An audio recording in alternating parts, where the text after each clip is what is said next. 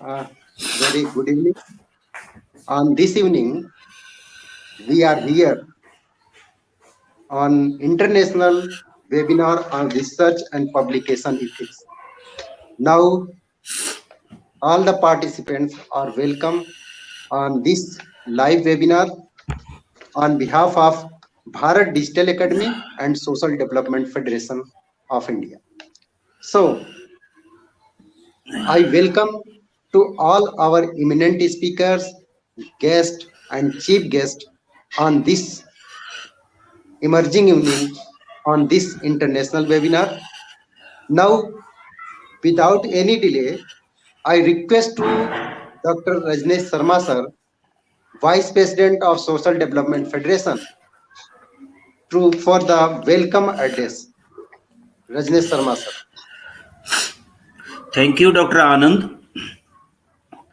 And for today's international webinar on research and publication ethics, no doubt it is the need of the time because nowadays the research is a very special and important field in every aspect, whether it is a education or it is a development or it is a, we can say, defense, science, economics, everything.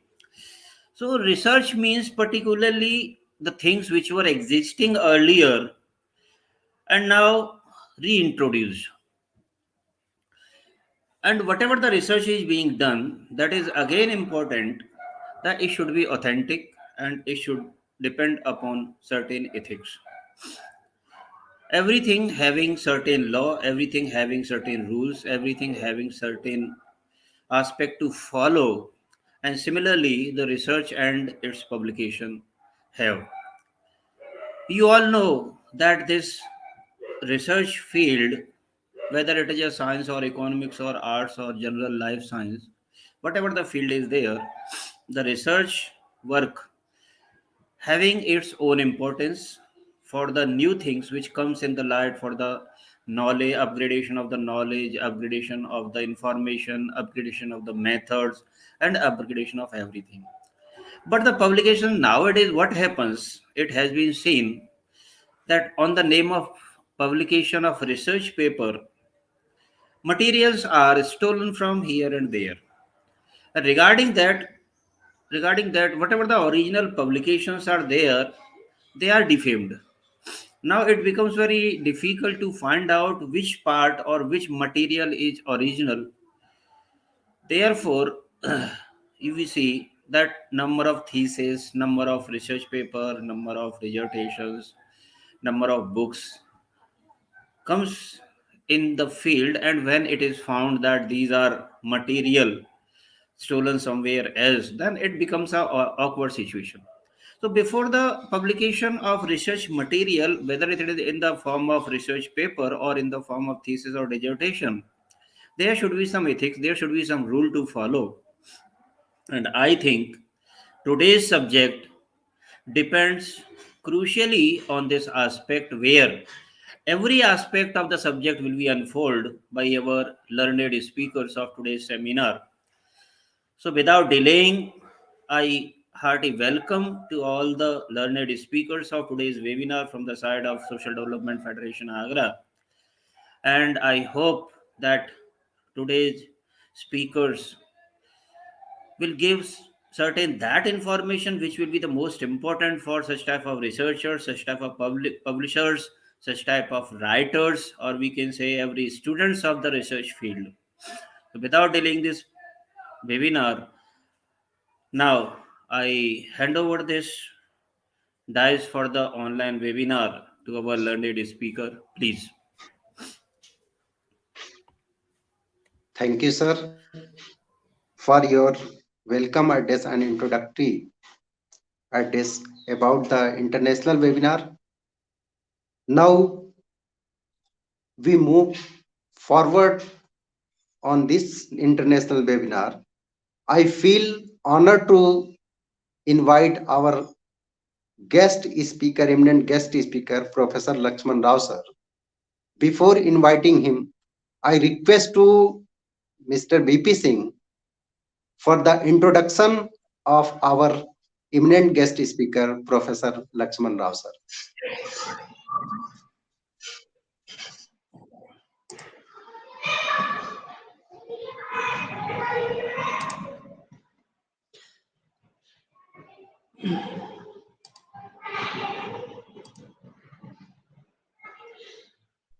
Thank you, Dr. Anand sir.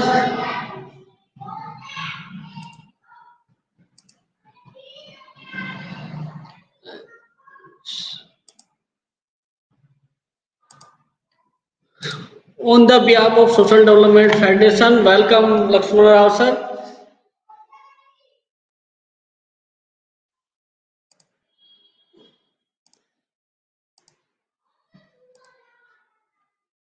Professor N. Lakshman Rao is a well-known personality in the field of library and information science. He is a retired professor from Osmania University and presently President Telangana Library Association. He served as head DLS Osmania University during the period 1993 to 1995. My dear sir, you have already introduced. Can you stop there? That is introduction is enough.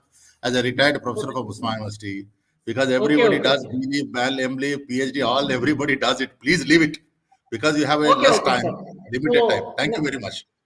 Thank you very okay. much. Now I request to Professor Lakshman Rao sir, please uh, brief overview on the today Yeah. topic, research and publication ethics. Yeah, thank you. I actually my apologies because I am an intruder and taking a chance to speak. But I will, as I know that limited time is there, I will speak for only few minutes. And first of all, let me say thanks to Social Development Federation and its organizers Dr. Sharma, Dr. Rafiq ji, Dr. B.P. Singh, Dr. Anand Kumar, and also my professional friends, Professor Nasiruddin, Professor Naushad, and Professor Manoj Verma, and other professional friends. Thank you very much for giving me the opportunity. Now, I just want to raise some of the issues. The ethics, as a student, we used to study ethics as a part of our curriculum. And the culture has changed now. Now, libraries are academicians, are the teachers, are the publishers, and nobody is in isolation because the politicians are corrupt, officials are corrupt. So, what happened slowly that has intruded into the academic field also. Now, the moment you say ethics, what is this ethics? What we call morals, or at least we have to think about behavior. The behavior which is supposed to be genuine, supposed to be the best of best, and truthful. Most important is truthful. Now, this is what we are talking about. When we are talking about, there are two aspects are in this international webinar. One is regarding the research, and the second is regarding the publication. Now, the research, if I want, I can quote number of examples. Initially, Dr. Sharma has raised the issue of stolen. It is not exactly stolen. Also, it is sometimes stolen, but modified. The data that is being published are going to be published. Now, there are the reasons are plenty. For example, if you do research, if you want to publish your article, genuine article with genuine data, it takes 6 months, maybe sometimes 2 years. Now, within the 2 years, somebody picks up this article and publishes in a fake journal, or the word I will use after some time, predatory journal. You say fake journal, or you say any. I mean, there are different types of nominal nomenclature is there, like cloned journal, whatever it is. And that is the reason now we have to, librarians have to uh, create an awareness about the preprint websites. Earlier we were talking about reprint, but now preprint journal, preprint websites, they will publish all your articles in 24 hours, so that the article, unless it is published in a journal, it will be known, it can be seen, it can be used by anybody.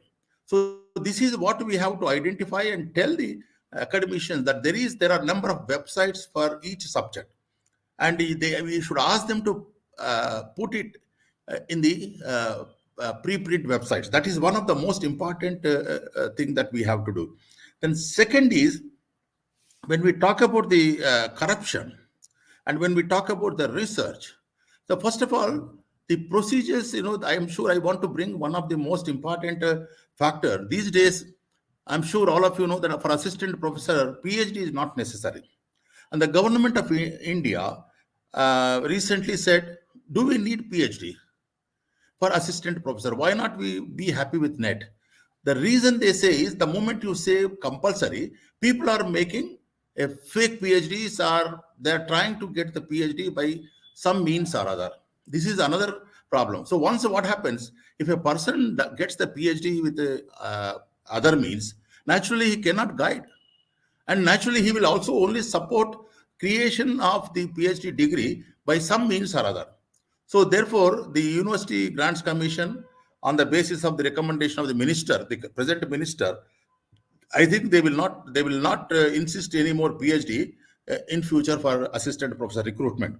So this is indirectly indicates that the PhD getting PhD degree is not genuine.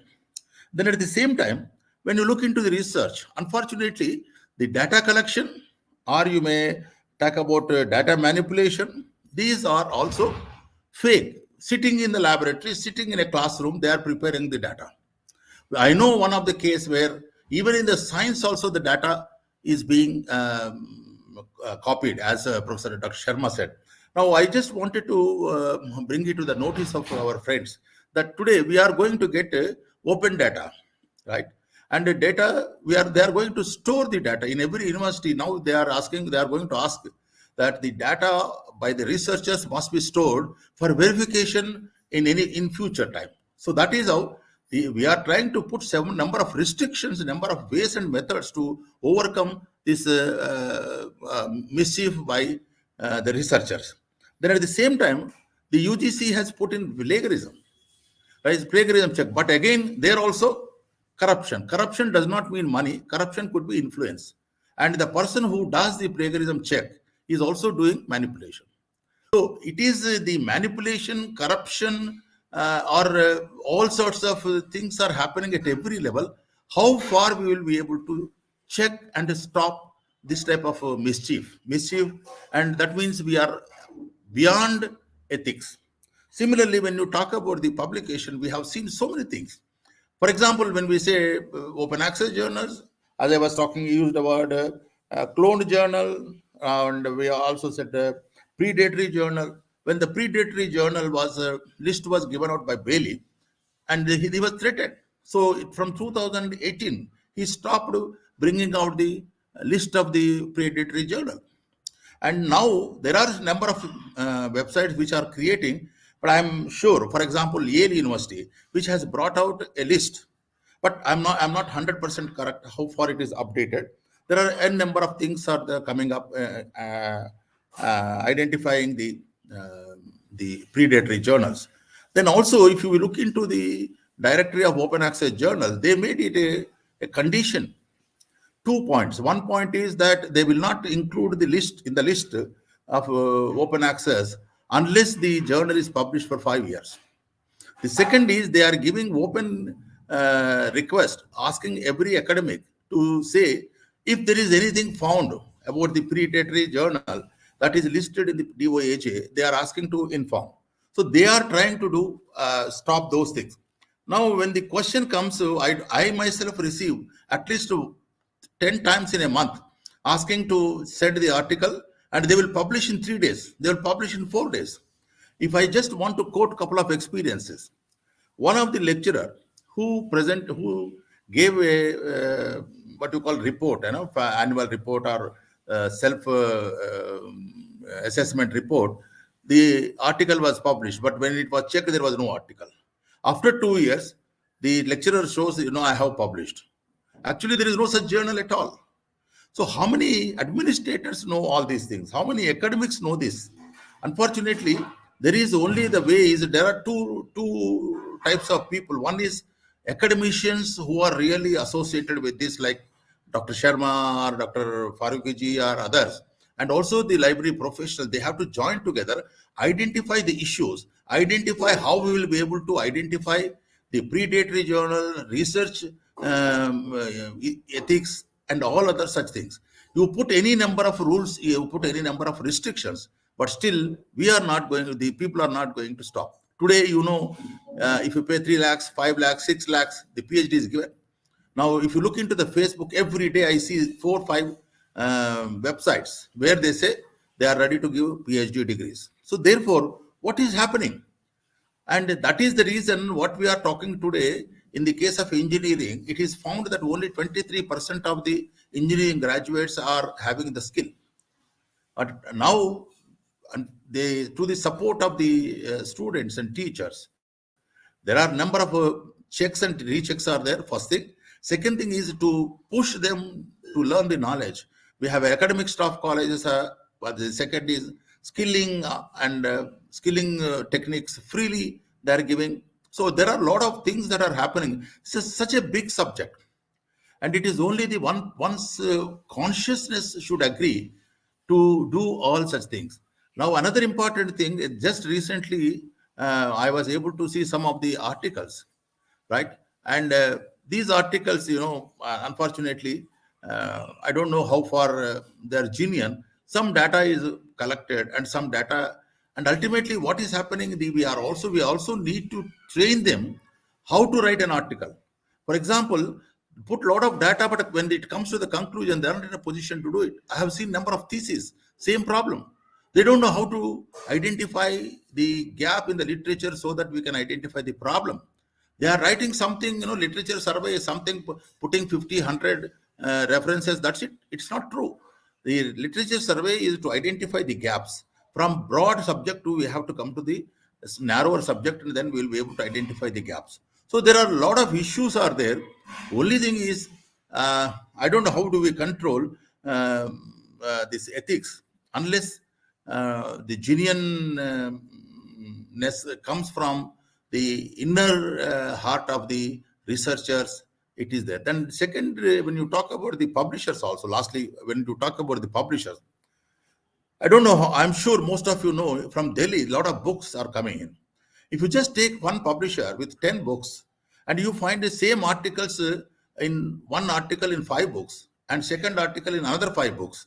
So what you do, all these articles are picked from the internet. So publishers are also playing game, and this is because the librarians, the teachers, academics, everybody is, we are soft. We are not, we are not condemning them. That is the reason the publishers are also playing a nasty role. So it is, it's not one, but accumulation of the problems are because of the environment. Unless the environment gets changed, unless we need a cane, I would like to say in India, we would like to have a cane. I think probably things may not get rectified, but this disease is not only in India, but everywhere, mostly in developing and underdeveloped countries. This is disease there. I'm sure the librarians and my fellow teachers and also sincere academicians, they join together as a group and try to identify how best we'll be able to implement the ethics to maintain the quality of research and the quality of publication. Thank you very much.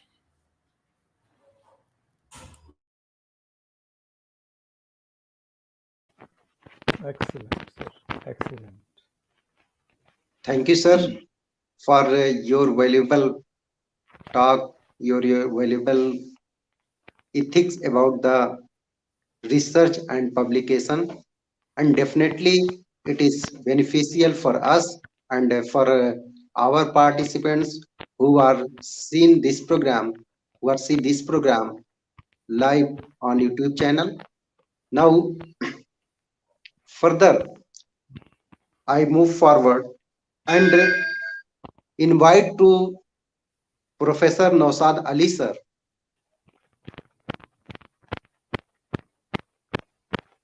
I request to Professor Naushad Ali sir for his valuable talks on research and publication ethics.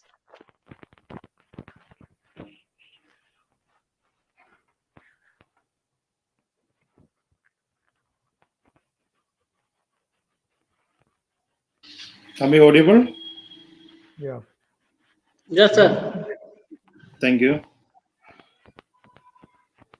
Respected Chief Guest, Professor Nasiruddin, Dean, National University, Dhaka, Bangladesh. Guest of Honor, Professor Lakshman Rawji, Professor Emeritus, Usmania University. And our resource person, Dr. Manoj Kumarji, Dr. Rajesh Sharma ji, Vice President SDF, Mr. Mohammad Rafiq, Director, Bharat Digital Academy, B.P.Singh, and Dr. Anand Kumar. Thank you all for giving me the opportunity to interact with the delegates on the topic research and publication ethics.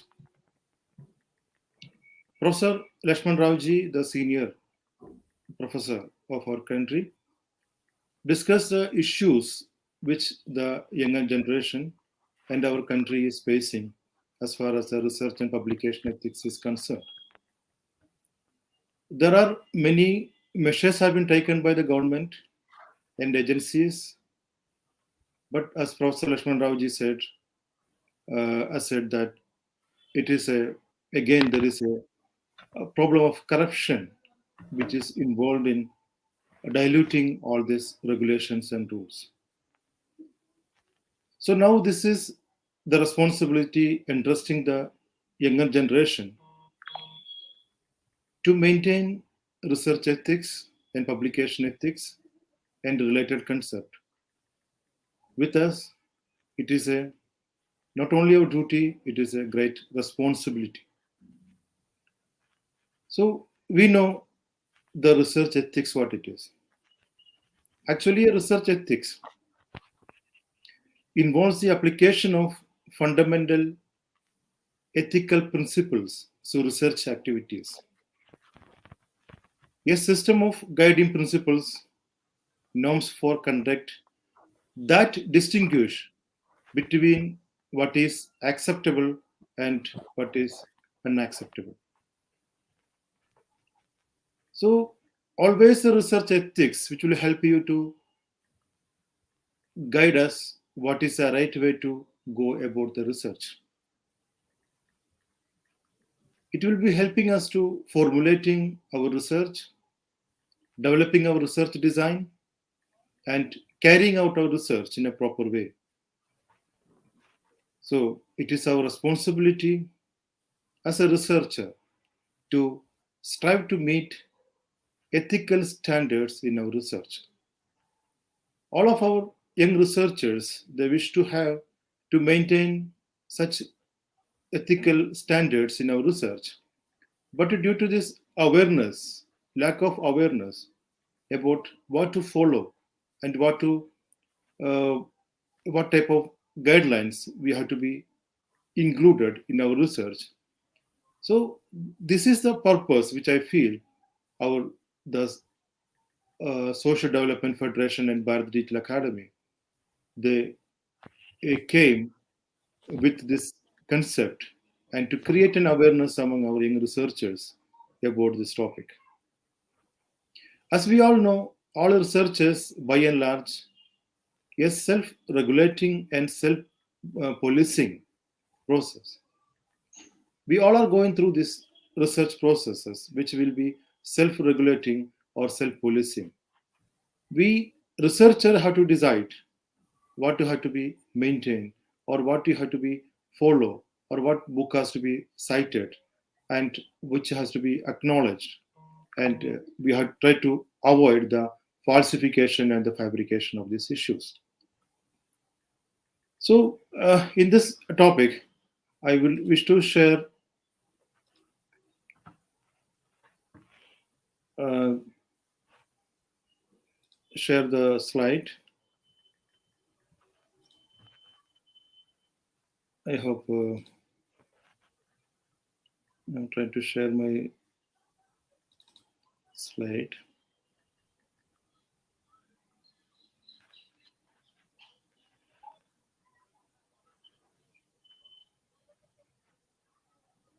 Yes, it's uploading. Okay, so as we know, this research ethics always, which will be based on some sort of principles, and research ethics, which is based on some sort of immorality and other things.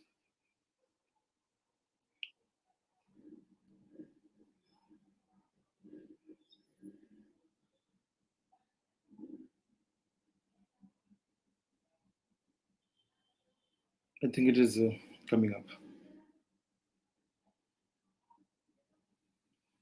So let us discuss what will be the need of this research ethics. Okay, actually, this research ethics, which will be protecting us or protect the participants' right, because all we are researchers. I came to know from these organizers, 80% of the participants of this webinar, international webinar, it's research scholars. So, what I would like to share this first need of this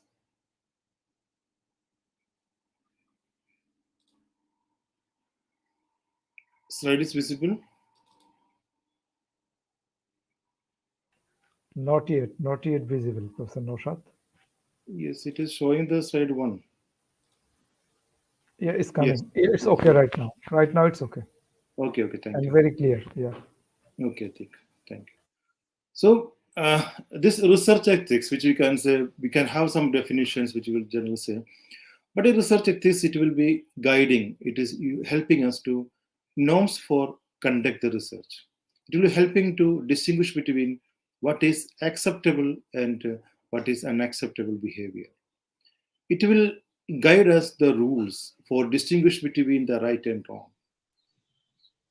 Research ethics is a method, procedure, or a perspective for deciding how to act or analyzing the complex problems and issues.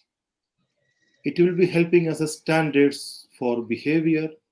It is a principles of values, morals that you will be expected to follow. So these ethical norms also serve the aims or goals of research and apply to people who conduct the scientific research. So this scientific research, we can say there are many scientific and ethical principles which we know. I think one is the honesty, objectivity, integrity, carefulness, openness, respect for intellectual property. Okay, all these things I think I don't need no more explanation about that. But one thing here I to emphasis that the respect for intellectual property, it is one of the uh, primary principle, we can say, which honor the patents, copyrights, and other forms of intellectual property.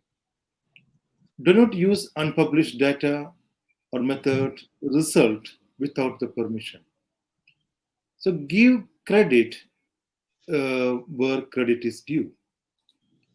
Okay, so similarly, there will be confidentiality that you have to maintain. Every researcher, we have to maintain our confidentiality of the data. Responsible the publications, publish in order to advance research and scholarship. Responsible mentoring and respect our colleagues. And we should be responsibility, non-discrimination, competence, and legality, animal care, human subject protection. Okay, these are some sort of principles. And I already mentioned this research ethics, which is become nowadays it is very important, or it become a need for our research institutions. Why it is there? Because this research ethics promote the aims of research, such as knowledge, the truth, and avoidance of error. It is a guidance. It will always guide us to work with promote our research. And I told you already, it will protect participants' right. It will help to have respect of intellectual property. It will ensure responsible reporting and publishing. While you are going to publish your research report, it will be guiding you to how to publish and what are the morals and ideas you have to follow. And to maintain and promote competence and promote a variety of other important moral and social values such as social responsibility, human rights, animal welfare, compliances with law and public health and safety. And now let us see what are the major research misconduct which we are having. Okay, so you see there are a lot of misconducts, research and publication ethics, which we are generally which you are seeing. I told you we have, people are not doing it intentionally maybe, but these are the things which will be helping, which will be creating a problem for the researchers always. So what are these things which you can see? One thing we can see, the data fabrication of data. What it is? In the fabrication of data, general researcher doing intentionally for makeup data. We generally will say it's a cooking the data, or we are cooking the result and recording, or that is same thing will be reported to the agencies. Okay, so this is the cooking data. It is a fabrication of the data. Sometimes there will be interview data will be there, or the data of questionnaire which is showing, but then they never interviewed any person, or they never conducted any study. Such a type of fabrications, it is now it become common. And the falsification, manipulating the research materials, process, or the changing data or changing result without any scientific or statistical justification, and according to the intention, according to some particular purpose, they're changing the data and manipulating data. That is a data falsification. Like plagiarism, it is another concept where we are publishing the material which is indicating it's their own work. And the copyright infringement, image manipulation, salami slicing. One work, it will be publishing in different articles in different forms. Okay, and duplication of submission of things. So these are the things which you can see, which become very common nowadays, seeing such a type of research unethical matters. Okay. Apart from that, we can see citation manipulation. That Professor Lakshman Rawji said, review literature, they're writing it, and without any consultation of the material, there many citations they were putting it. And publishing in pediatric journals. Okay, UGC has come with the UGC careless of journals, and we have the Committee on Publication Ethics and the World Association of Medical Editors, which will be helping us to publish selecting the good journals. And the organizers asked me to discuss something about the plagiarism in this webinar, because most of our researchers, they will be trapped in this plagiarism issues because of the not knowing what is actual plagiarism is. Okay, so actually the word plagiarize, the word is actually comes from the Latin word plagiar, that means to kidnap.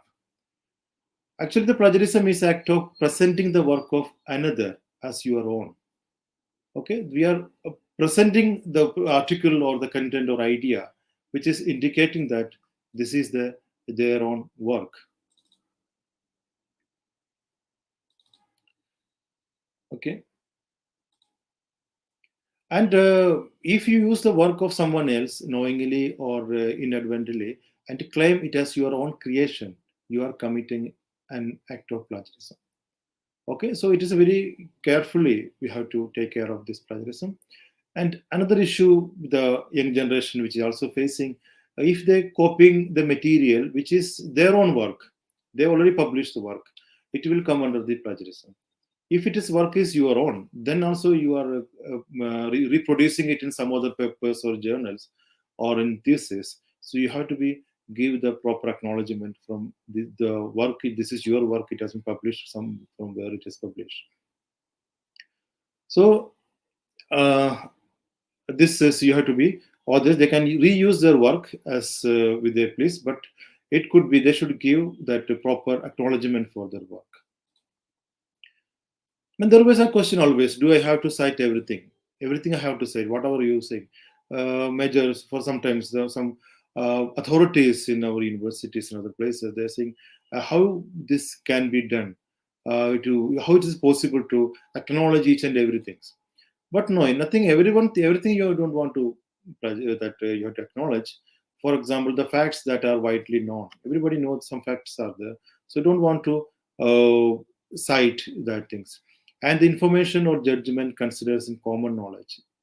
Okay, some knowledge, something will be within common knowledge, so no need of citing it. Otherwise, whatever the things which you are available, that you have to be acknowledged. So that means there are some cases you can avoid the acknowledging things. That means you are discussing your own experience, your own observation, or your own reactions. No need of acknowledging things. That is your own product. And comparing the result of your original research from science experiment and etc.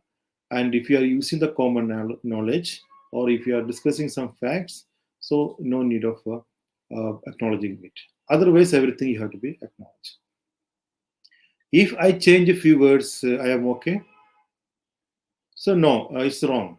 Paraphrasing original ideas without documenting your source is a plagiarism too. Okay, if you are not taking as such from any document, but if you are changing the words and sentences, but it will also come under the plagiarism. Okay, so you have to mention the whose idea it is, that you have to give the proper acknowledgement. So then question will be there, why the academicians and research scholars will be going for the plagiarism materials. That is Rashmi Rawji just to mention. If something we will be compelling them to do, if they are not intended to do, so they will go for some other shortcuts. For example, in order to improve the API score for the teachers, they have to be submitted within 6 months. Their score is not properly done, so they will be going for some publishing using some shortcuts. And mandatory requirement to publish, peer pressure from the academic community, in a hurry to publish, or some group of people it is doing the plagiarism because of lack of understanding of seriousness of plagiarism. Okay, recently I have seen some theses. It is from the one of the department of our university, and what are they saying? That was that examiner of the thesis. He has given some comments. There is no proper citations. They brought to me then asking that we have already given the that citations, the references at the end. So whatever they collected them, because they're believing that if once you give in that site references, the work is that bibliography, the work is over. Because most of the researchers, they don't have the differentiate. Even some teachers, they couldn't differentiate what is bibliography and references. So they collected the material, then reproduced the material in the first or second or third chapter. Later on, they give in the bibliography all these site references. So the proper citation, they don't know how to cite the documents. So they don't know what the seriousness of this plagiarism. So this is a lack of awareness is one reason for this academicians are going for the plagiarism. And lack of strict academic discipline and the cut and paste culture. Okay, so these are some reasons why plagiarism, which we are common now. And there are many plagiarism detection tools are there. In the earlier ORCUD, now it's original, iAuthenticate, Turnitin, plagiarism checker, Grammarly, DupliChecker, CopyLeaks, Plagiarisma, Plagiscan, Plagitracker. You can use researchers, especially the students, also researchers, those who are in the universities. They have in the free of cost, they can check their plagiarism. There is a website in the InfluNet. They have the Show Shuddhi. Almost all institutions are registered through through this website, showshuddhi.influnet.ac. You can everybody can check their work, whether it is a plagiarist or not. They can verify before going for publications. And how to reduce the plagiarism? There will be question. Plagiarism, how we can reduce it? The best method is to quote it. If you taken something from others, you plus put in the quote. If it's something's under quote, it will be plagiarism free. And do not copy paste the text verbatim. If you are copying the same thing and you are giving the references citation, still it is showing the plagiarism because it will show in the same sentences. So you have to change sentence, but idea is somebody else, so you can give the reference, but do not copy, paste as such the verbatim. And to cite your own material. If it is your self-material, self-published material, again you have give the citations. And manage your citation, that I told you. Whatever your citations you are in each and every chapter, you have to make the in-text as well as the references. And always have the process of use the plagiarism checkers. And in many countries, they have their own plagiarism or the research ethics guidelines. The American Psychological Association, APA, which is a worldwide accepted standard for the principles of research ethics. And the British Education Research Association, BERA, they having the research guidelines for education research. And US Office of Research Integrity, they brought out avoiding plagiarism, self-plagiarism, and other questionable writing practices, a guide to ethical writing. All these documents, it is very clearly mentioning what are the things to do and what are the things which you have to be adopted for the research. Similarly, the Australian government, Australian Code of Responsible Conduct of Research, and the Ethical Review Act of the Sweden, they have their own act for the research. And the European Code to Conduct the Research Integrity, ethical, that is for European Union, and the Ethical Guidelines for Good Research Practice, Association of Social Anthropologists in UK, and Australian Code for Responsible Conduct of Research in 2018, and ESRC Framework for Research Ethics, and National Committee for Research Ethics in the Social Sciences and Humanities, NESH Norway. So see, each and every country, they're having their own research and ethical guidelines. So what about India? Sorry, there is one book which I will suggest to you, Research Ethics for Social Scientists. It is a very good book it's published by Sage. It is mentioning about different countries, different guidelines, and what ethics we have to be following the research. And what about the condition of India? India, UGC Grants Commission taking initiatives to prepare this ethics. They brought out one book in the September 2020, Good Academic Research Practices by the UGC. The book is available on the UGC website. Anybody can go and search, and you can understand how to prepare, how to follow the ethical norms in our research. And UGC also brought a 2-credit course, compulsory course for the PhD students. It is very compulsory. It is discussing on the research and publication ethics. And the UGC care list of journals, UGC is giving the approved list of journals. Okay, it is available on the website. It is to maintain the publication ethics. UGC is saying you have to select this best, you can publish these articles in the UGC care list journals. And Shuddhi, I already mentioned, we can visit this website and you will find your institution registered in this website. Through that, you can check the plagiarism before going the publications. And Shod Ganga, it is initiative to make the visibility of your thesis so that the plagiarism, the similarity level of the thesis will be reduced.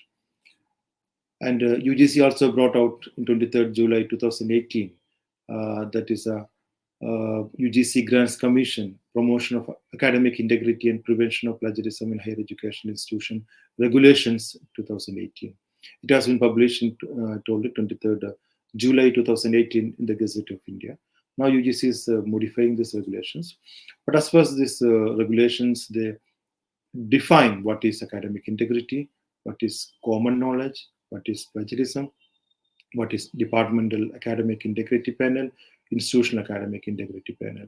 So according to these guidelines, these regulations, every university should have their 2 committees. One is departmental committee, another is institutional committee.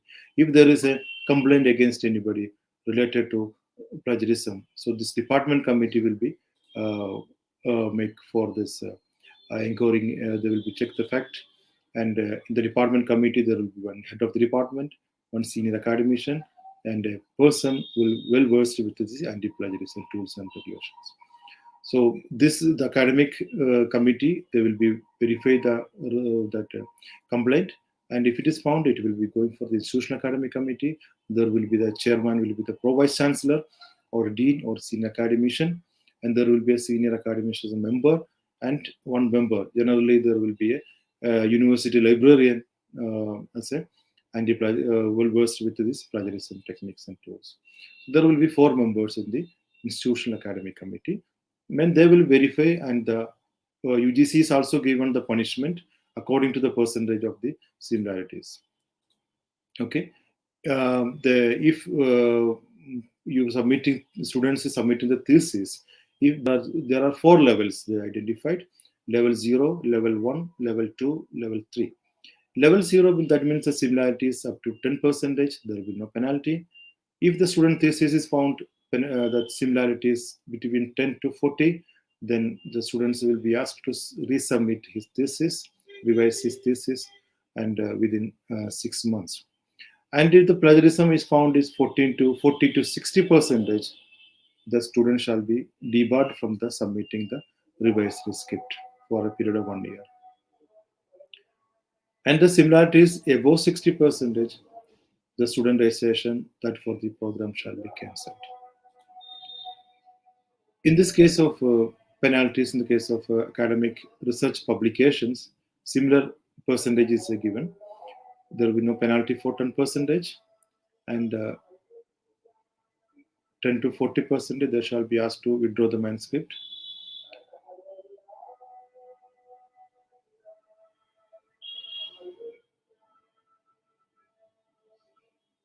Just a minute.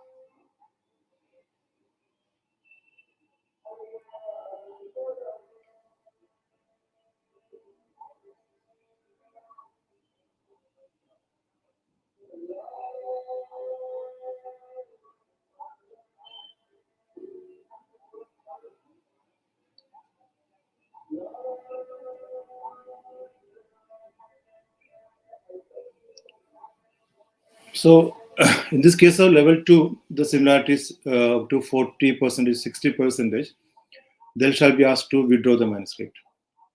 And there will be 1 annual increment, they will be denied, and they shall not allowed to be supervisor to any new master's, MPhil or PhD student. And the level 3, it is very more dangerous.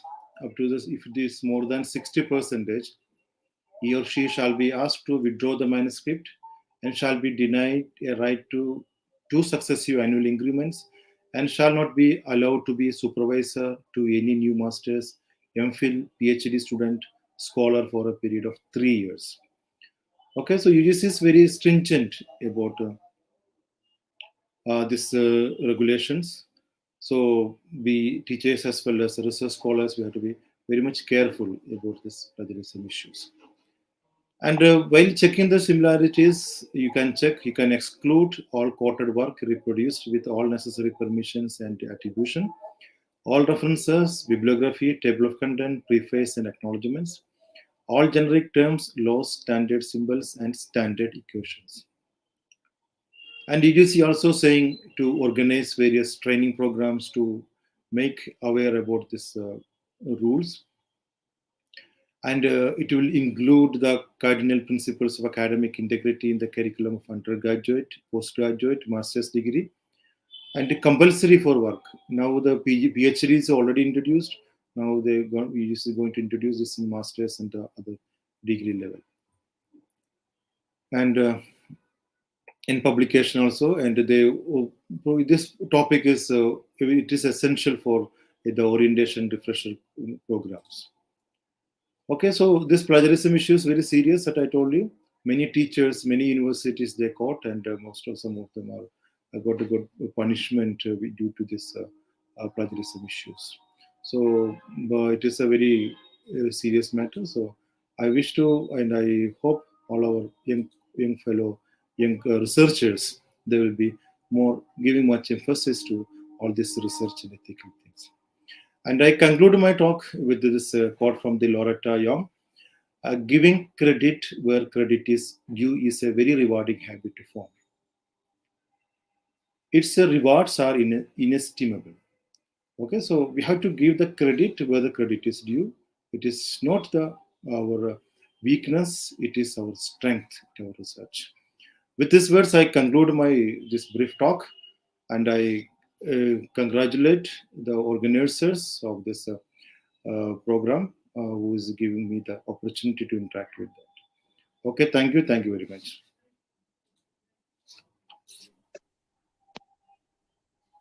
Excellent. Excellent. Thank you, sir, for your valuable talk on research and publication ethics. Definitely, it will be beneficial for us, beneficial for researchers and academicians. They should follow all these guidelines about the research and publication ethics.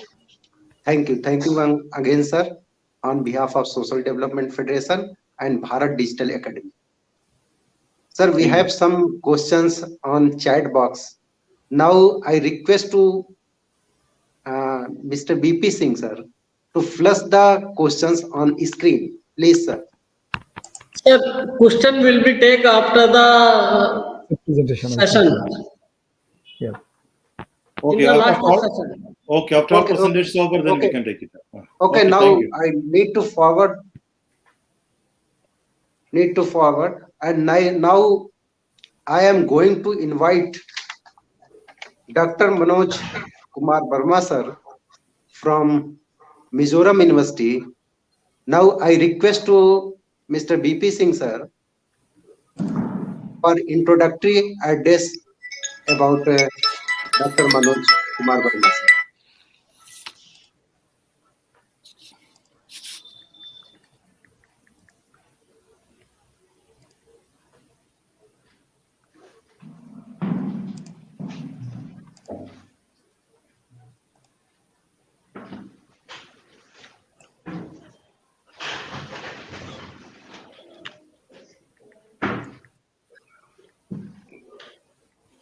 Thank you, Dr. Anand Kumar.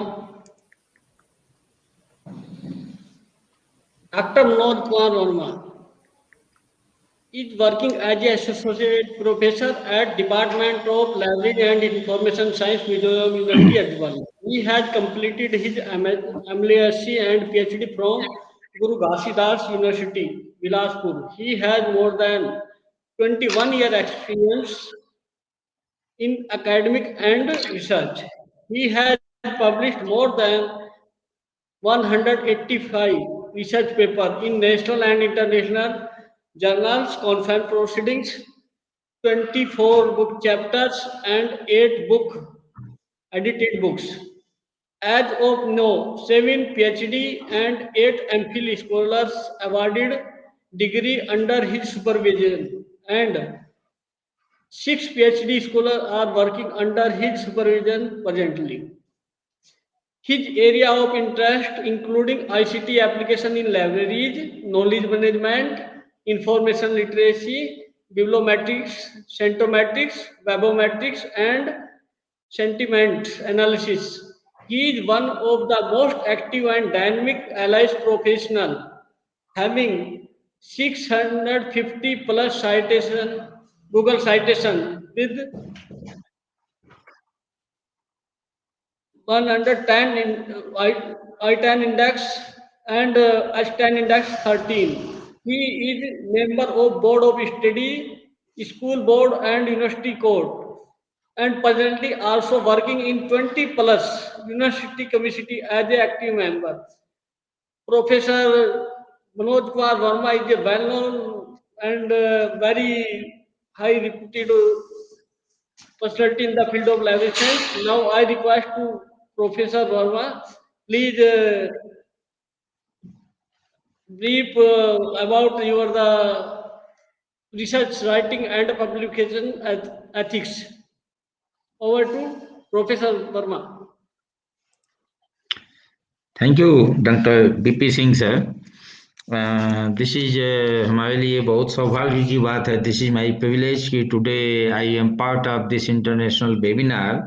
First of all, Professor Nasiruddin sir from Bangladesh, Professor Lakshman Rao sir, Professor Naushad Ali sir, Dr. B.P.Singh, Dr. Anand Kumar, Dr. Rajesh Sharma, and Dr. Anand Kumar, and all other members of the Social Development Federation, office bearers and stockholders.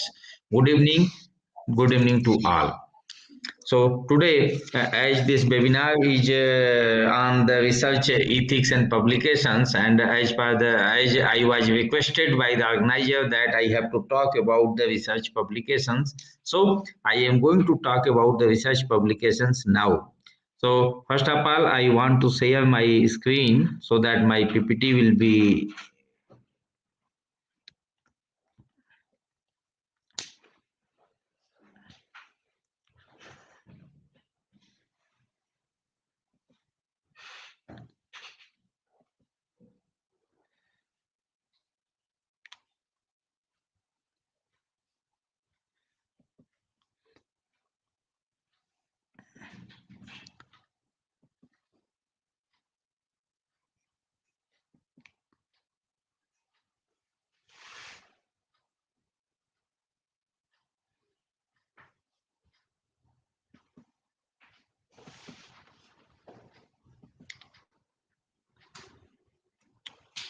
Yeah, I think my PPT is visible, sir.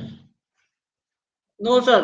Sir, please you can click on share and 1 minute, share sir. screen. I have got, sir. Got. Yeah. Yeah, it's I have coming. got. Yeah.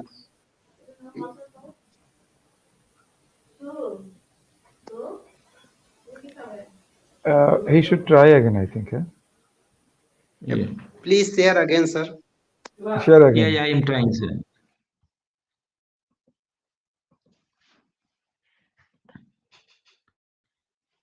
Yeah, I think it is now visible, sir. Not yet. Yeah, it's. Yeah. Yes, sir, visible. Please keep it on full I screen. am going to.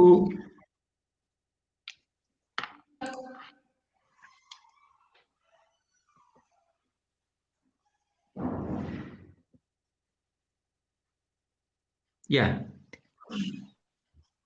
So, dear friend, today I am going to talk about the research writing and publications. So, first of all, by the title, there is a research writing and publication. Two different word is there. So, by different pictures, I just want to tell you what is the research. Everyone from our childhood, we are listening the word research, and we have some assumptions about the research. Means when we are going to invent some new ideas or some new things, then it is come under the research.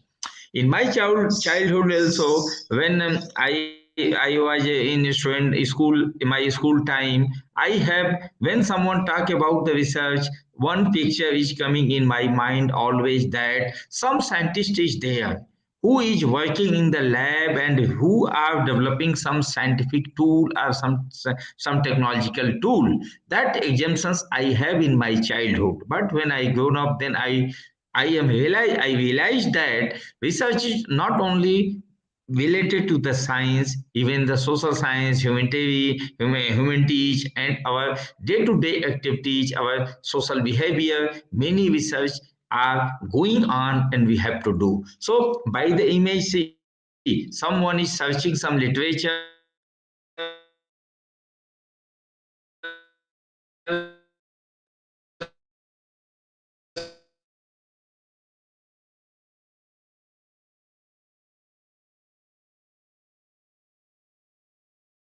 and they are trying to, on the basis of that literatures, they are trying to give some new ideas,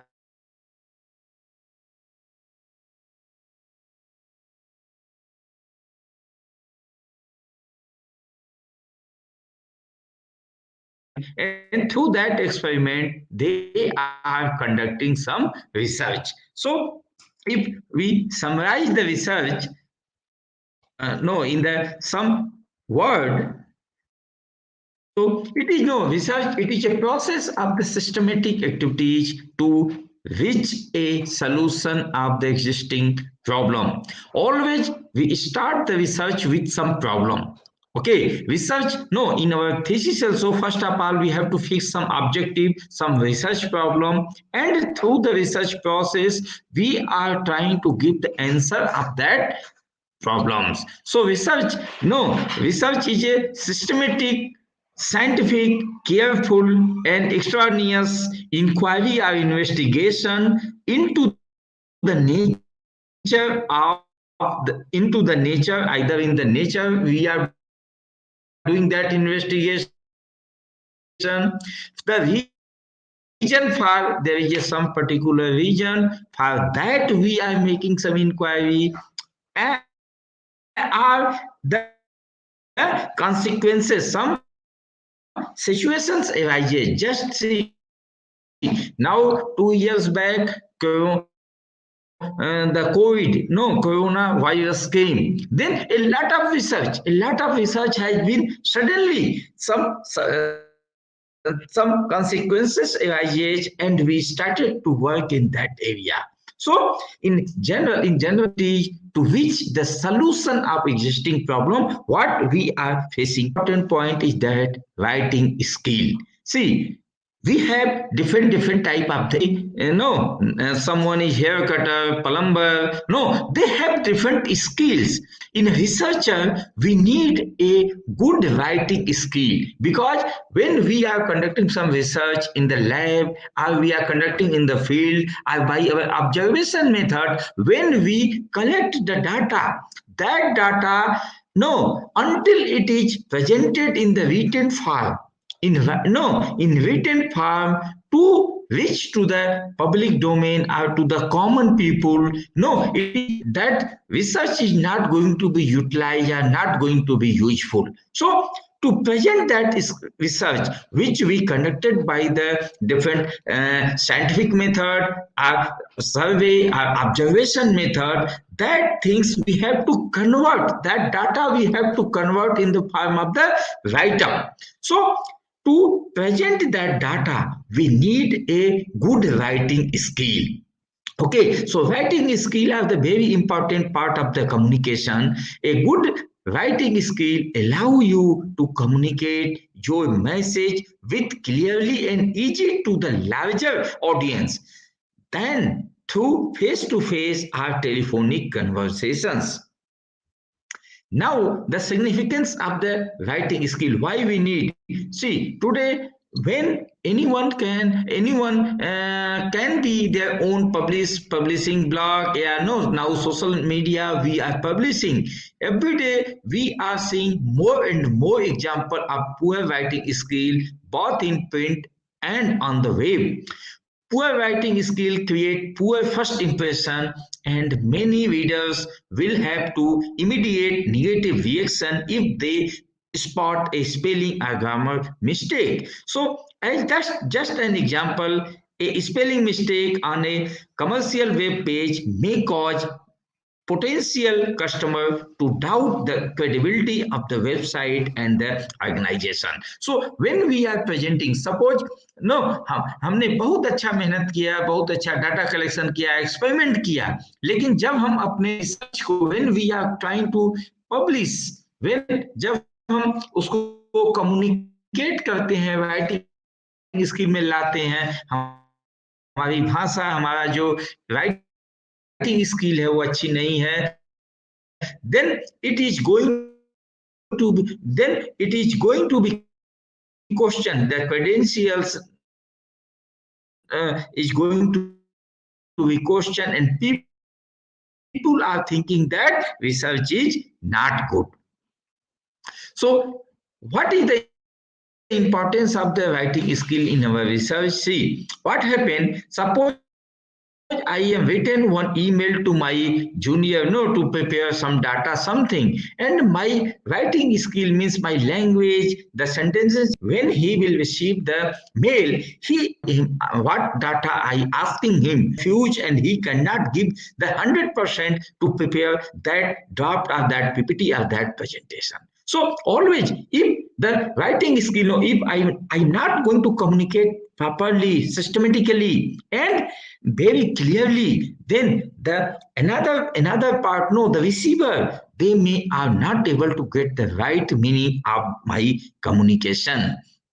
So there is a different steps of the writing thing. Yeah. So there is a different steps of the writing, I think.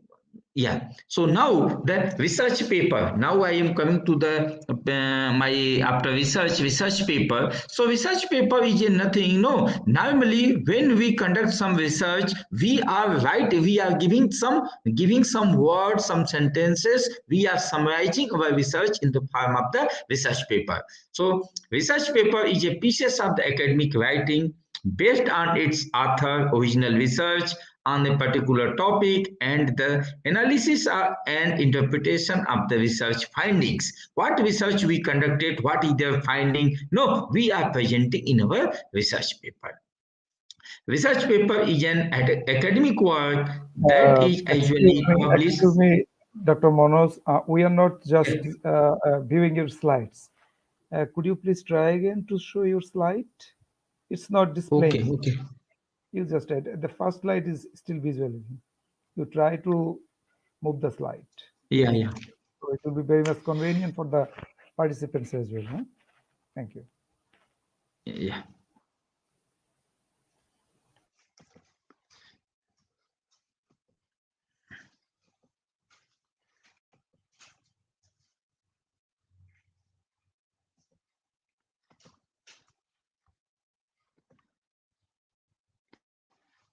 I think it is visual, sir, now.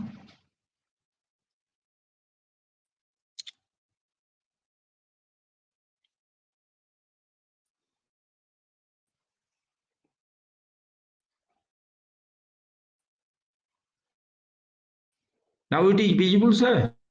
Sir, sir, please Not keep yet. it Not yet. on slideshow. It's buffering. It's buffering. I think it's a network problem. So Yeah. let us wait for 30 to 40 seconds. If not, then you can proceed your speaking. No problem.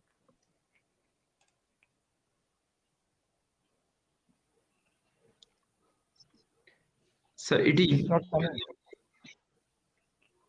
I think Dr. Verma facing the network problem. Yeah, I think so. So you can proceed. Yeah. You can give your speech. No matter.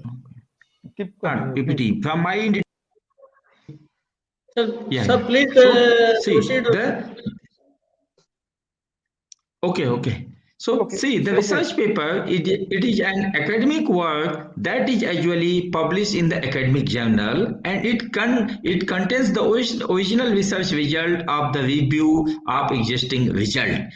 These papers also called an article, and it is undergoes to a process of peer review process by one or more referees who are academics in the same field, who check that the content of the paper and its suitability for publication in the journal.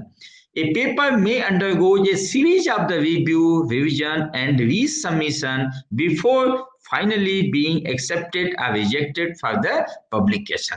The process typically takes several months. Next, there is often a delay delay of many months, or in some field over a year before an accepted manuscript appears. Then writing, no, normally what happen, what process we adopt to write a research proposal? No, normally it happen that we choose a topic, do the research under that chosen topic, and write an essay based on our research. What research we conducted, we write. But the problem is that when we submit our write up to our professors, they are giving a lot of comment in preliminary stage that there is no research questions, it is a improper use of the sources, what material we use for the literature review, it is not proper, and inadequate bibliography has been given. Normally this comment we are given to our scholars when they submit their first draft. Then because what is the lacking?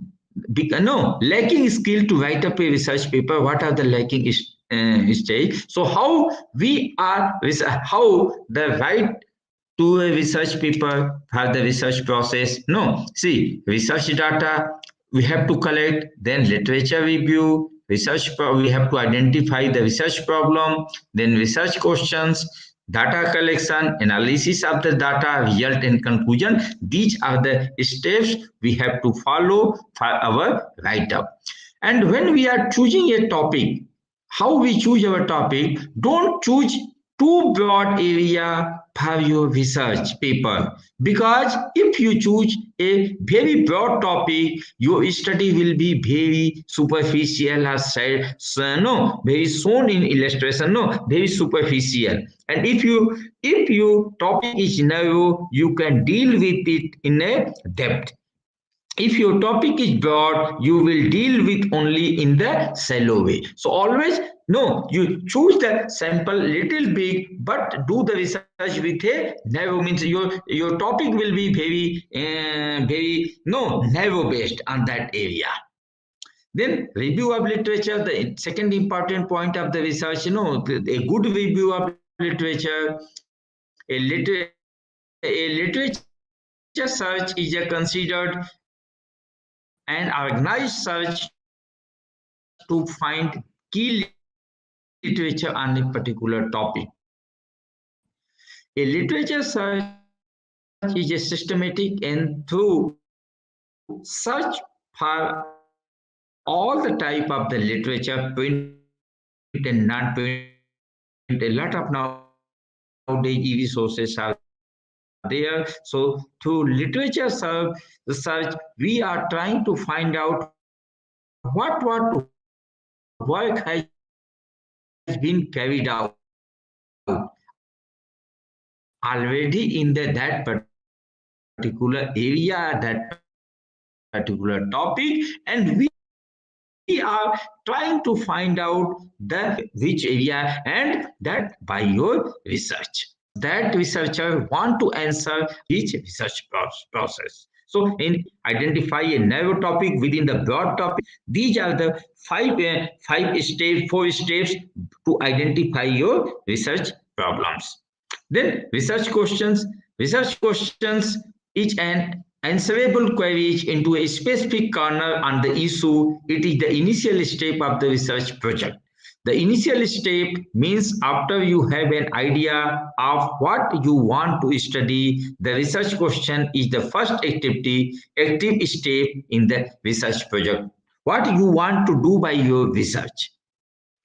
Then a good research questions, or when you design the good research question, then you have to identify some point. It is first point is your research questions should not be biased. It is answerable. If you set the research question by your research, you are not going to give an answer. So you fix the research questions, your research questions, which is answerable, which is relevant, which is pertinent and focused research questions you have to identify.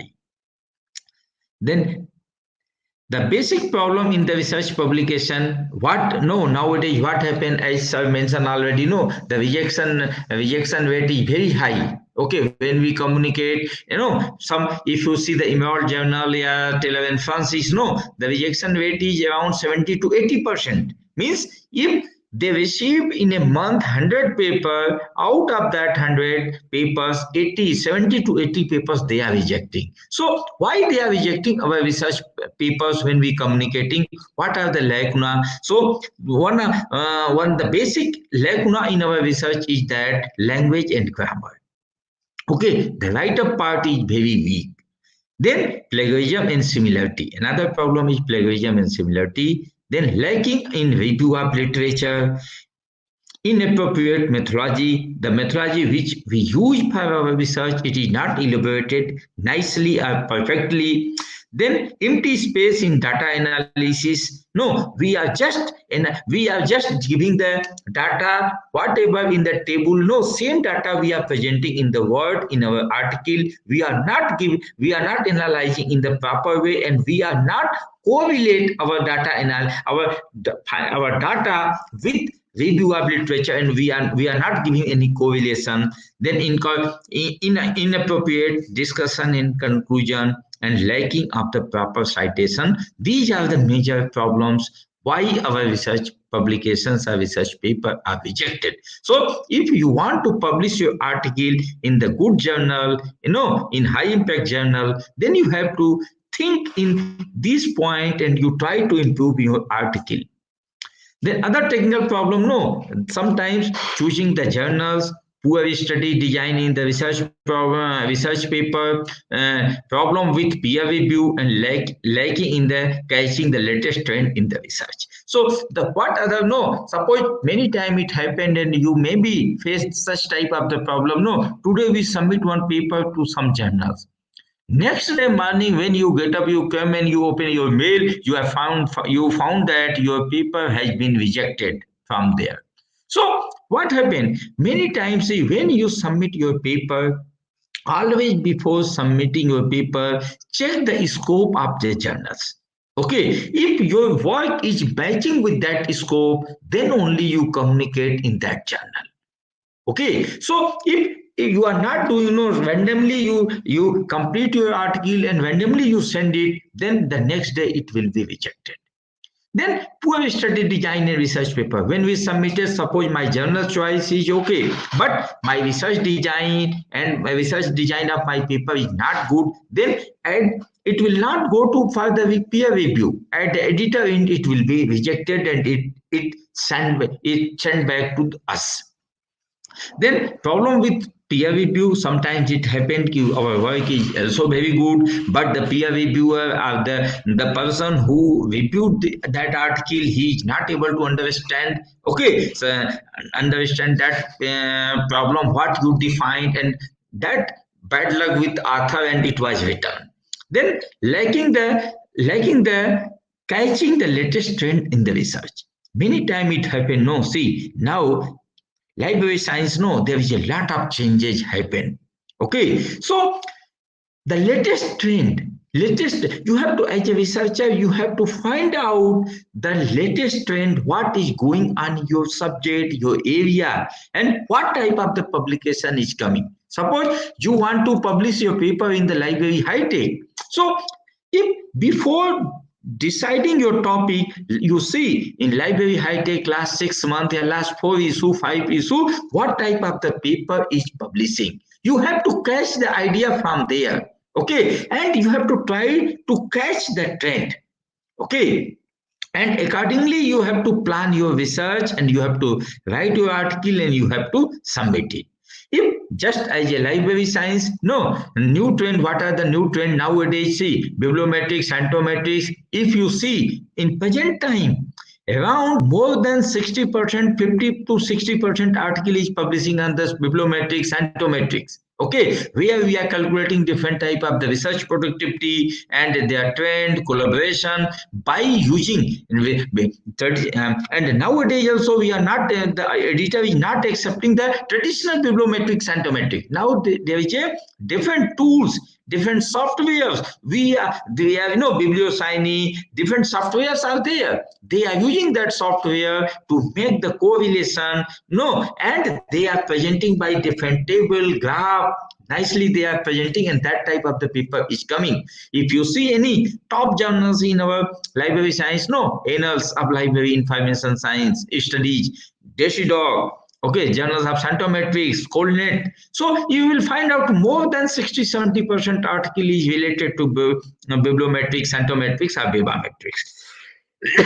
The second area is bibliometrics. Nowadays, see, we are living in the digital environment. We are providing the information through digital mode. So different website, now in place of the document, now that was replaced by the website. So we are checking different web performance by web content analysis, web performance analysis, web usability analysis, web link structure analysis. Okay, so that type of the article nowadays is trend. Knowledge management, digital literacy and ICT literacy, digitalization, semantic web technology, multilingual information system, e-resources, MOOCs, library security and social networking sites, sentiment analysis. These are the new trends in the LIS research now.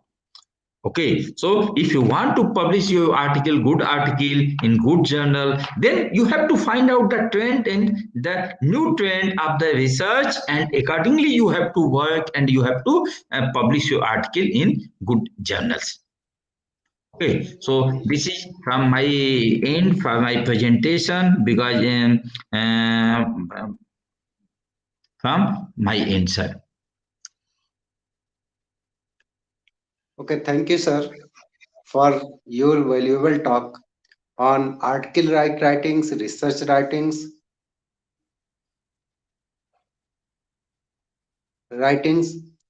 on research, and also many important point we should learn from your talk to how to publish our articles, our research papers in journals. Now, I request to, now I feel honored to invite our guest speaker, Professor Nasiruddin sir, National University of Bangladesh. Before inviting him, I request to Mr. B.P. Singh sir about the introduction address of Professor Nasiruddin sir.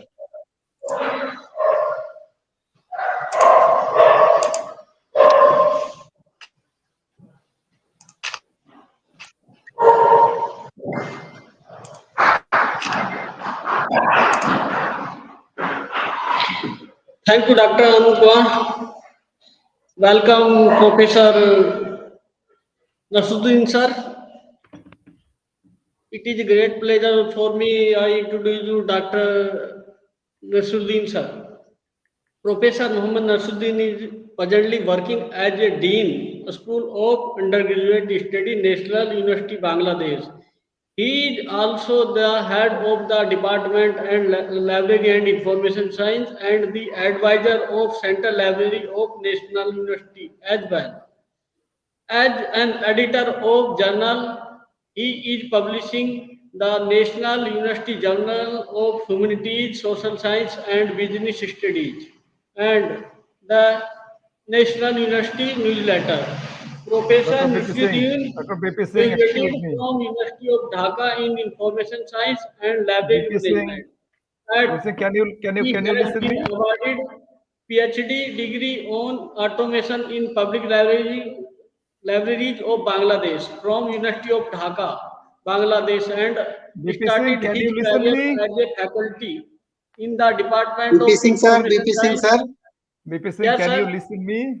Yeah, no need to read all of the biography because it's Okay, available sir. on the website like Professor Laxman. It's time consuming and Okay, still we are okay. working and I'm the simple professor and dean Okay, working okay. in National University. Now, That's all. So okay, thank you very much. okay. I think I need to make the Okay, session concise and precise. Okay, you okay. start. Now I request to Professor Nasiruddin sir, please proceed your speech. Yeah. Good evening, everybody. Thank you very much. And it's a very, very nice time that I'm passing. Last, 1.5 hour, I was just enjoying the presentation speech by renowned Professor Laxman Rao. First of all, I need to give thanks to organize such kind of international webinar on research and publication ethics by Bharat Digital Academy, BDA, and uh, SDF, uh, Social Development Forum.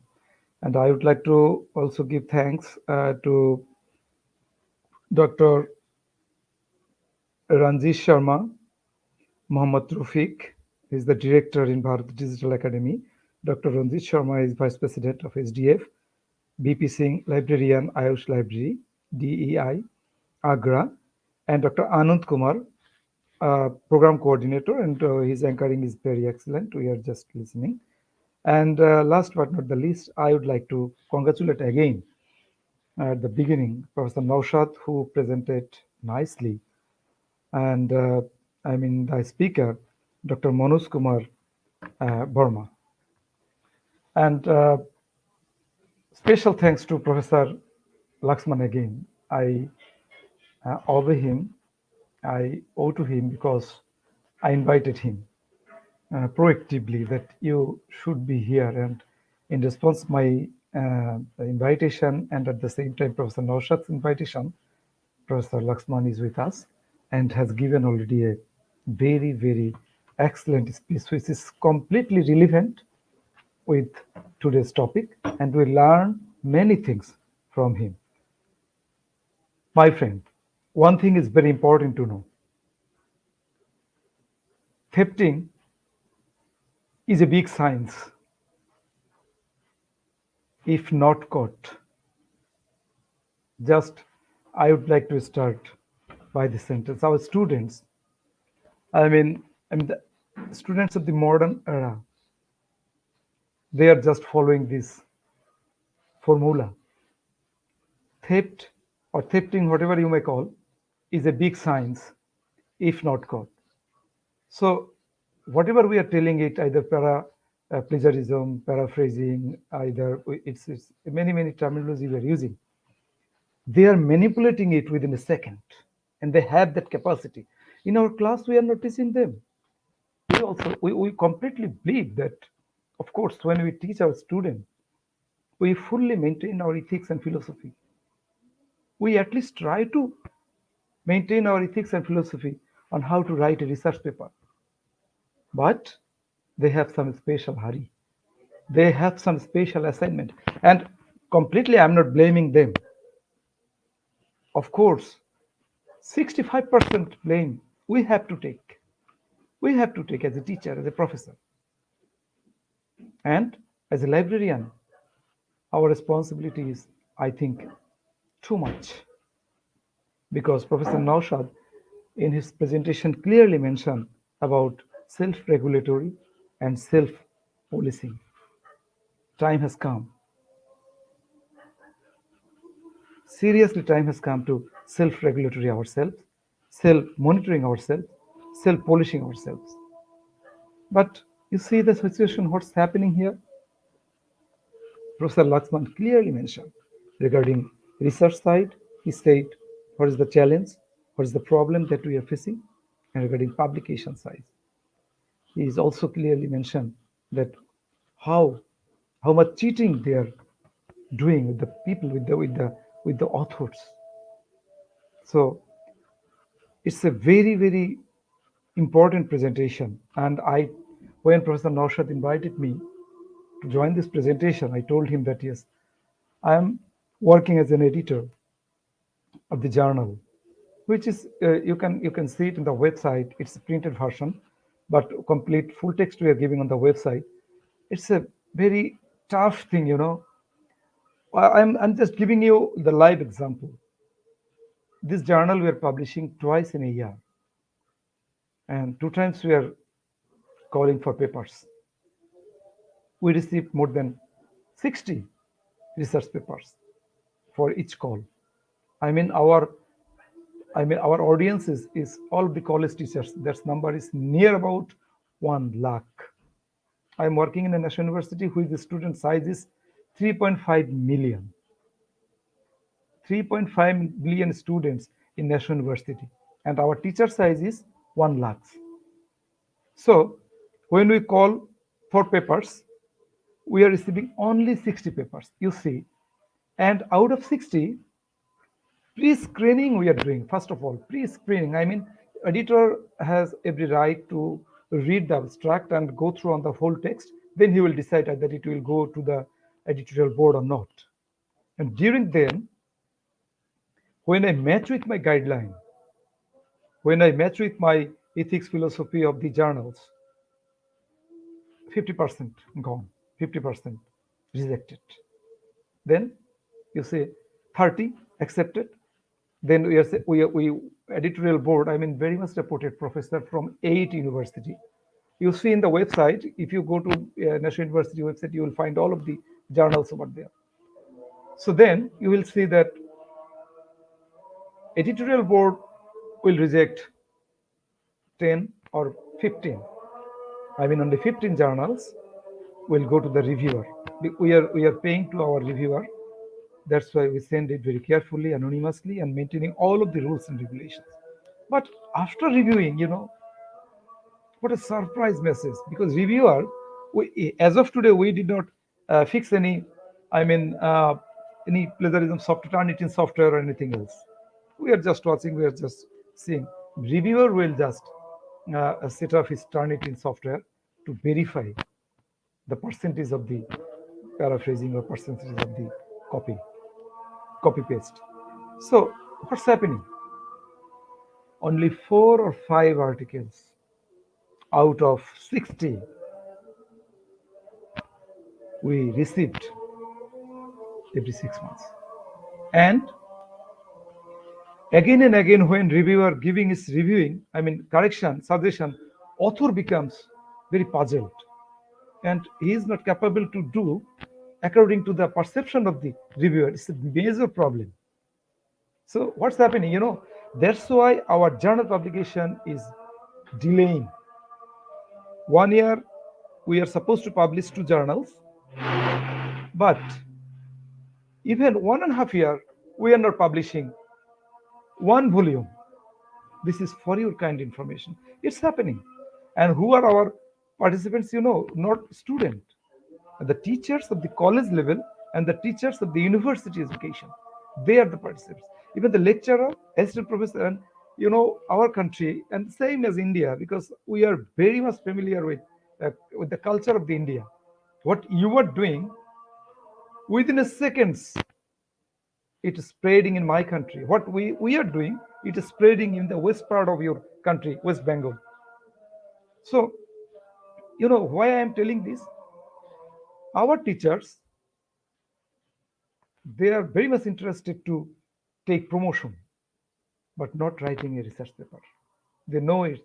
And government has given them clear option. UGC has given them a clear-cut option that if you don't have any research paper, not impact factor is a tough thing, very, very vast thing. They need to at least write. So encouraging them, government has given them option that if you would like to take a promotion from lecturer to assistant professor, from assistant professor to associate professor, from associate to professor, you need some publication. There is a little part embargo over there. So when promotion times just comes, they become crazy to write. And that's why they are just writing one article. It needs at least 3 months, if minimum 3 months, if they do survey, field survey, desk report, or say the review literature, secondary literature, or something like this. But within 1 week, when they try to make it, they are just taking shelter of 50. This is the reason. But before that, 16 years for you, on record, I'm telling you, in National University, there are some teachers here, they are working since 16 years, but they don't have any publication.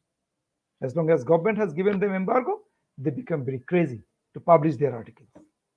But where they will get the impact factor journal? Where they will, there are several times, frequently they are hunting by the predatory journals. Predatory journals is a great hunter, like Lombard. All of you know Lombard publications, who are just giving big offer. And just when you send your manuscript over there, they will simply just within a second they will say, yes sir, we accept it. It's a very good article, etc., etc. After that, they said, okay, send us $500, and then they negotiate with them. So when our selection board sits together, I as a selection board member with my vice chancellor and the board When we see it, we first check it, either it is online or not. Then we check either it's predatory or not. Then it is turn it in. I mean, the reviewer said okay or not. We are not giving emphasis on his teaching quality, on his teaching performance. We are highly giving emphasis on his article publication. This is burning issue right now. That's why I'm giving thanks to the organizer. At the right time, you have arranged this sort of program.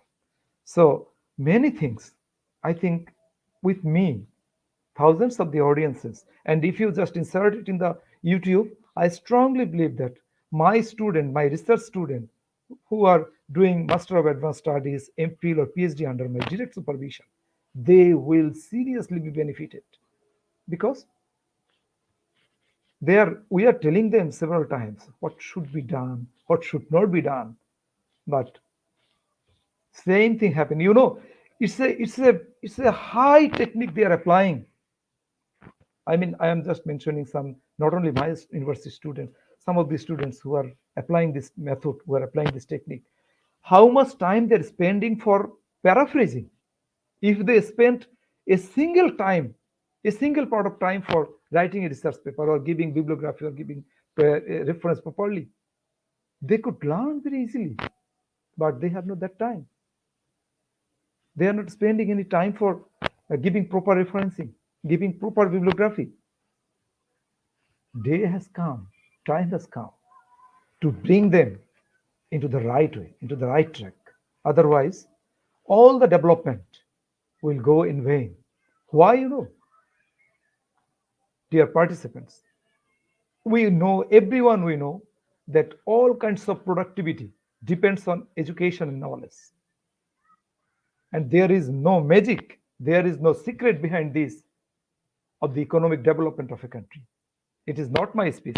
The speech is given by Elham Helpman in 2004. He said, when productivity increases, it is because of knowledge and education increases. So where knowledge and education lies? In the research. Of course, research reveals that how much developed you are. But very sad to say, very sorry to say, what we are getting and what we are teaching to our student. So there is no any. Right now, it has come. We have come to a concrete decision that yes, of course, we will come out few students, those who are capable to write a research paper. Professor Manoj, I think, as mentioned clearly, the last presenter, how to write a good research paper. Of course, all points, you have mentioned. We also mentioned your student, even in the written test, in the elementary test, in the preliminary test, we are giving them users to write how to write a research paper. These all points they are writing. But when they're doing, the practical scenario is quite different. So ethics, philosophy, and values, norms, standards, benchmarks is the most potential things. We are producing student. We are not producing researcher. We are producing people. We are not producing development worker. This is true because they are not learning. They are not learning the proper thing. They are not learning the main thing, how to do a good research, how to for even at the age of fourth industrial revolution, they don't know. Even the teacher as well. The teacher did not take this training, how to computer referring, how to give reference to a computer, how to review articles with the computers. This is our drawbacks, and it should be inbuilt in our curriculum. Indian government, they did very well, and we still believe India is a vast country. A lot of things are occurring over there. A lot of things are happening over there. There is a good thing, there is a bad thing, all the things, because people, its number of academic institutions, its number of teachers is too much. But we completely believe that yes, some good outcome still we are receiving from India. Of course, because we have that choice, we have that mechanism to find out, to extricate who are the good or who are the bad. As a student of the library science, that people we are giving reference to our student, that yes, you need to take his reference, you need to take his book, you need to take his article, etc., etc. Similar is the case with Bangladesh. Bangladesh government, last 10 years, they have strict a lot regarding this. Unbelievable. I'm telling you, my friend, UGC, they are working very well and they have fixed up some benchmarks, some variables, some indicators, and even in the selection procedures, they have just inbuilt in it. So, of course, situation will be changed. Of course, our students will be grown up with some values, some philosophy, some ethics as well. And I also confess with Professor Naushad that yes, paraphrasing techniques, data manipulating techniques, of course, it is in such a way, I mean, thefting, they applied technical knowledge. Sometimes some Turnitin fail, I promise. Some Turnitin fail. And Turnitin, there are some limitations. And this plagiarism software also, there are some limitations. I am telling you, in 2011, I am just giving you an example, then I will finish my speech. In 2011, 2013, I was in UK with my family. I was in England, in Bedfordshire University. There, one teacher has given one assignment on complaint response mechanism. That student doesn't know how to respond during complaint. I mean, they said if you are a government high officials, you have to handle some complaint. How you will respond? And every office, every institution, in front of the office, there is a box, complaint box. So how you will deal with the complaint? That student did his assignment. That professor told me that story. Who has thrown this assignment to his students? It's very interesting as of today. And right now, I could recognize that, I mean, jokes or a story. That professor said, yes, professor, I have given him this assignment. And within 1 week, before all of the students, he came to me and submitted his thesis. Sir, yes, this is my thesis. Yeah, this is my assignment. And I found this is completely fine. But not a single word he has written. How? But I could understand that he did not write it. But I have no any mechanism to catch him. What I should do? I said, how? What mechanism he applied? Then professor replied, it's very interesting, He replied, he used some secondary materials that is not available through online. That is in that has been written in regional dialect, regional languages, in his local newspaper. I then said, why you accepted it? He said, no, I did not accept it. He has just told it, he has written it as a case study. That yes, that NGO, two NGO, one NGO dealt complain properly, another one did not complain, I mean, dealt complain not properly. So in his own languages, he just has written it. But the professor could understand that yes, in Prince to version in UK, in that book, that example is right, that example was right. He could understand. So this problem we are facing when we see that our student has not the capacity to write such kind of thing. But I am not also capable to catch up his thefting. This is vice versa. So within this situation, he got his degree, he got his MPhil, he got his PhD. So what we can do? We have also our limitations. Fully, these are completely depends on the ethics of the students, ethics of the teachers, ethics of the supervisor. So if we go beyond this, our all things will go in vain. So my friend, challenge is not only the COVID, challenge is not only the fourth industrial revolution, another challenge is this one, writing a good research paper, writing a honest research paper, and writing a research paper with full of ethics, full of authenticity, full of certainty. Thank you very much, my friend. I am very much overwhelmed by participating this sort of session, and I'm giving thanks to all of the organizer who has invited me. And in future, if I get any opportunity, of course, as a participant, I will join over there. Thank you very much. I learned many things. Thanks a lot. Assalamu alaikum. Thank you very much, sir, for enlightening us about the writings of articles and research paper and also about their ethics. Now, at the last, I am going to invite again Dr. Rajnesh Sharma sir for concluding address. Dr. Rajnesh Sharma sir, please. Thank you, Dr. Anand. And no doubt, today's session was very crucial because nowadays the malpractice is very common.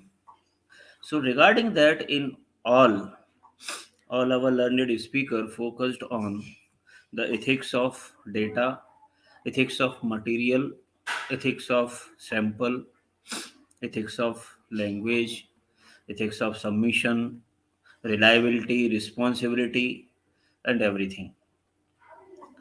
And who are the speakers? No doubt they will be benefited by this and they will take care in their future whenever they will present such type of material in the public domain or in the institutions. Particularly for the student, it is more informative and more reliable because students are unaware about that ethical materials or ethical points regarding their working of the research paper, articles, dissertations, etc.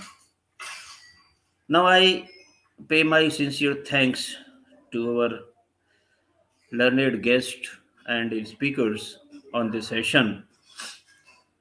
Professor Mohammad Nasiruddin, Dean, National University, Bangladesh. Professor Naushad Ali, Aligarh Muslim University, Aligarh. Dr. Manoj Kumar ji, Mizoram University.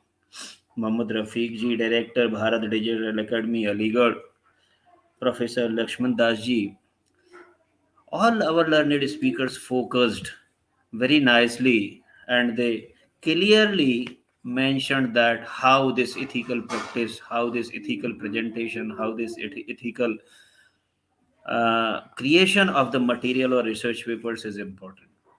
So now keeping all these things, because already we have consuming near about 2 hours on this session, I am very thankful on the side of from the side of Social Development Federation Agra to our learned speakers and those spectators, viewers, or listeners who have connected on the Facebook on this directly to this our show. From bottom of my thanks, I am again thankful to Mr. Anand for this nice conducting program and Mr. B.P.Singh for organizing all these things because on the backstage it is very troublesome to him to organize all these things to collect all these learned speakers from different part of the world who are, but nowadays it is very good that this digital media, this digital platform have providing the opportunity to join these learned speakers from the away parts of the nation, or we can say from the global places, and by which we are able to listen them, we are able to find the information from our learned speakers and for the viewers and for the listeners of our session. So thank you very much again, Mr. Anand, Social Development Federation, and our learned speaker once again from my bottom of heart. Thank you, Thank you, sir. sir. Thank you. May I Thank, request all of you thank, to thank. open your video? I would like to take one screenshot. Okay, okay. Manoj Kumar Thank you, Verma, sir. Traffic Director. Before, Professor Naushad, are you there? Professor Lakshman okay, is thank there? you, sir. Before end of the program, now I request to Mohammad Rafiq sir, Director, Bharat Digital Academy, for vote of thanks. Sir, Professor Manoj Kumar is there? Thank you, sir. Professor Naushad? First thing is Sir, not here. only 6 people come on main screen. Okay, okay, Sir, okay. sir, only 6 people will come on the main screen. Dr. Anand Kumar, please add Yeah, to the proposal continue, of sir. the Mohammed Naushad Ali Rafiq, sir. sir. Please continue. Thank you, sir. Thank you very much. This is a very good session. I would like to thanks all my participant and chief guest, Professor Nasir Saab and Naushad Ali Saab and all participants. The Honorable Chief Guest, Professor Nasiruddin Mitul, Dean National University, Dhaka, Bangladesh, respected keynote speaker, Professor P.M.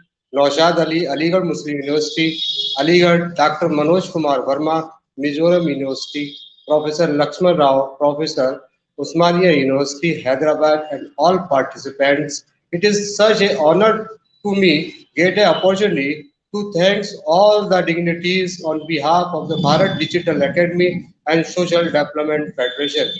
I extend a warm welcome to the people in the gathering. I would like to express my gratitude to all esteemed delegates of webinar for their presence and contribution to make this webinar a great success.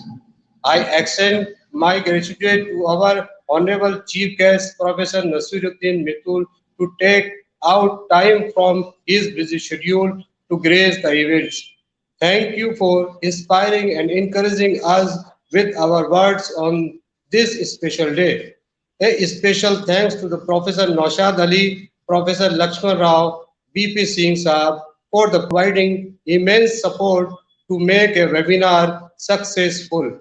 I extend my gratitude Dr. Rajesh Sharma, Vice President SDF and Principal D.E.I. Agra.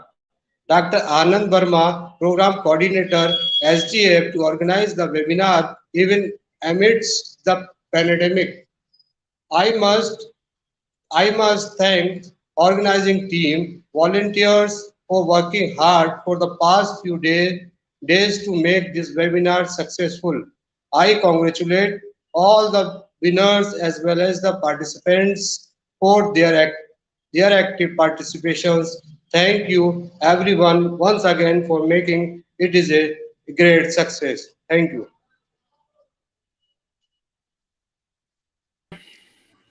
Thank you Thank very you, sir. much. It is Now, indeed a very good program. on Thank you, this sir. We enjoyed. kind words, I have now another end the meeting program at is 7:30, sir. So can I leave?